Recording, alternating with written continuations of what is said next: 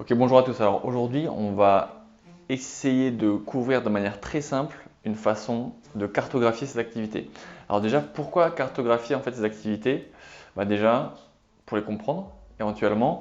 Dans un second temps, pour les améliorer et puis éventuellement également pour les partager à des tierces, des personnes en interne, des personnes en externe. Et pour ça, on va utiliser un outil qui est pour le coup très très connu dans l'industrie, mais très peu, je dirais, dans le tertiaire, c'est le SciPoc. Alors c'est un outil qui nous vient en fait du Lean Manufacturing, notamment du Six Sigma. Et c'est un outil qui pour le coup, moi personnellement et professionnellement, a changé ma vie. Et j'espère en tout cas que pour ceux qui ne le connaissent pas encore, vous allez pouvoir le mettre en place et tester et voir les bienfaits que ça va pouvoir vous apporter. Donc le SciPoc c'est quoi? C'est un process, une modélisation de processus qui est applicable à tout.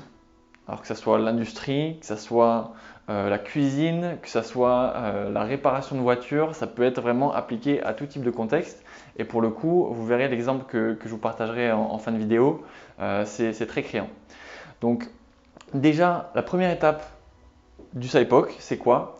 C'est de définir qui sont ses clients. Et quand je parle de clients, je parle vraiment de clients au sens large du terme. Donc c'est à qui moi ou mon équipe ou mon entreprise va livrer un service ou un produit.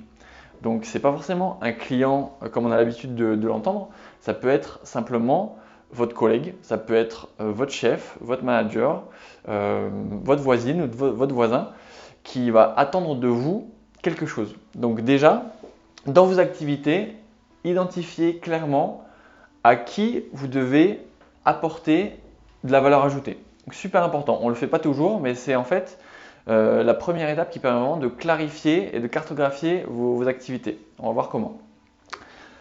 Si on arrive sur l'étape 2, on va définir un peu plus précisément le quoi. Donc, quels sont les éléments, quels sont les services, quels sont les produits que je vais livrer à mes clients.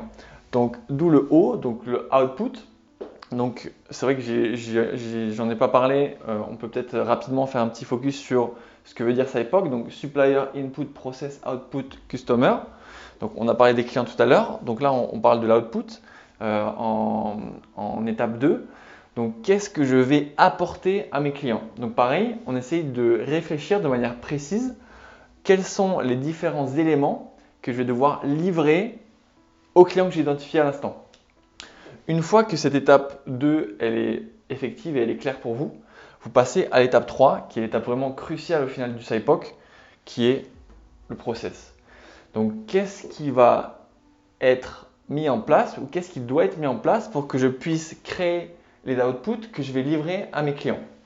Donc ça peut être une liste, ça peut être une suite d'enchaînements d'événements, ça peut être de manière très formelle et très systématique, un process ou un standard, ça peut être un graph set. Donc c'est vraiment quelque chose de très concret, une suite, une cascade en fait d'activités qui vont pouvoir créer au final vos outputs.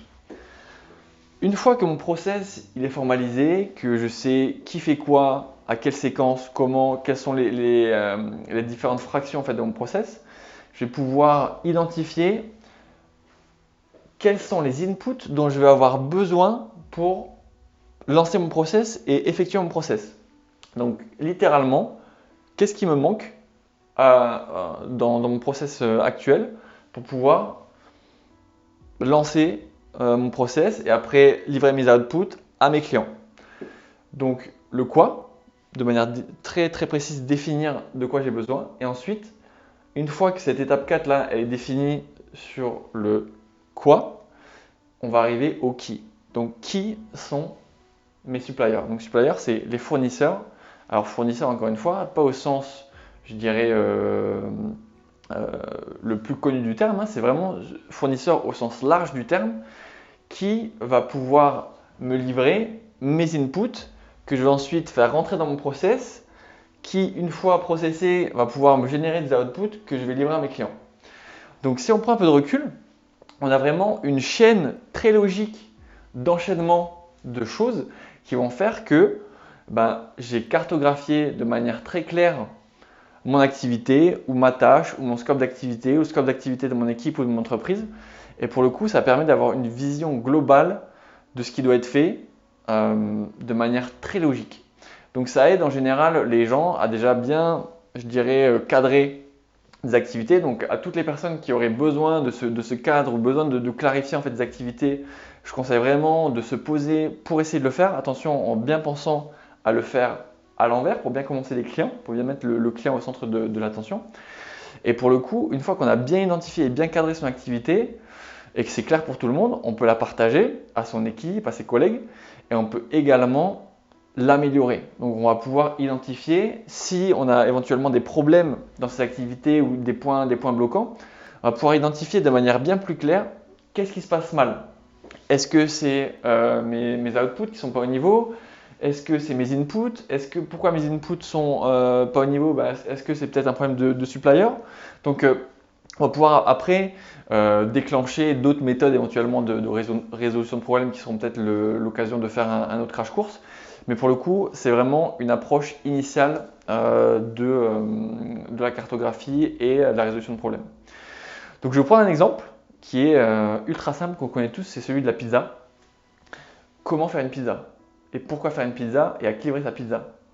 Donc on va faire ça à l'époque de la pizza. Donc qui sont mes clients?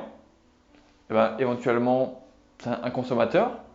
Qu'est-ce que je vais livrer à mes clients? Je vais livrer une pizza à mon consommateur, au client de ma pizza.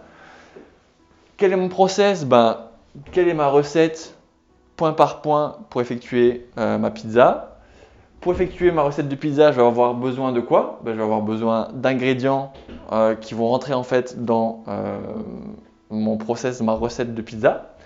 Et ces ingrédients-là, je vais aller les chercher chez un fournisseur ou chez des fournisseurs qui vont pouvoir m'apporter en fait des ingrédients. Donc, vous voyez, c'est très simple et ça permet vraiment, quel que soit le sujet, de clarifier un scope d'activité et un processus. En tout cas, j'espère que vous allez pouvoir vous l'approprier. Je vous conseille vraiment de l'essayer sur plein de types de sujets pour voir que ça marche à chaque fois. Je vous souhaite en tout cas une bonne fin de journée et je vous dis à très vite.